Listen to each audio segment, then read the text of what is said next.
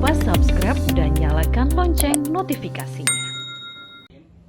Dalam keterangan persnya, Direktur Serci Borneo Indonesia (SBI) Martain mengatakan, Randy Solihin menjadi kandidat terkuat pada pemungutan suara ulang pemilihan kepala daerah Kabupaten Kukar tahun 2025. Tidak hanya itu, Martain juga menyebut elektabilitas Randy Solihin tetap unggul di berbagai simulasi pasangan calon, di mana survei yang dilakukan pada 27 hingga 28 Februari 2025 dengan 280 responden di 12 kecamatan dan 28 desa kelurahan menunjukkan elektabilitas Randy Solihin masih mendominasi dibandingkan kandidat lain. Dalam simulasi pasangan calon, elektabilitas Randy Solihin mencapai 47,14% jika berpasangan dengan Hairil Anwar. Sementara itu, jika dipasangkan dengan Mas Linawati yang merupakan istri Bupati Edi Damansyah, elektabilitas Randy melampaui 60%, menjadikannya pasangan dengan dukungan tertinggi di antara kandidat lain.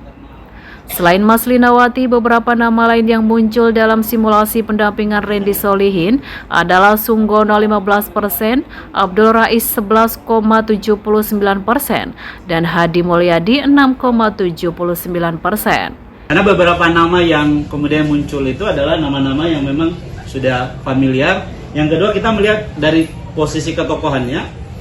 Kedua, dia itu adalah mampu nggak untuk mewakili di masing-masing wilayah, misalnya wilayah tengah, wilayah Hulu, gitu ya. Kemudian wilayah pesisir, kalau wilayah pesisir sudah, itu pasti Pak Wakil hari ini, gitu kan. Tapi kalau untuk kemudian menggandeng beliau, nah di posisi inilah yang kemudian coba kita cari. Tapi sekali lagi, seperti yang saya sampaikan di awal tadi, bahwa Pak Randy ini mau dipasangkan dengan siapapun, untuk memenangkan itu tinggi, angkanya di sekitar 40-an tadi.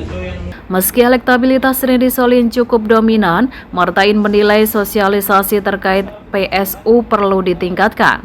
Hasil survei menunjukkan 56,79% masyarakat tidak mengetahui kapan PSU akan digelar. Tidak hanya itu, Martain juga menekankan peluang kemenangan Randy Solihin cukup besar jika PSU berjalan bersih dan transparan. Demikian Ferus Abadi, PKTV Kutai Kartanegara mewartakan.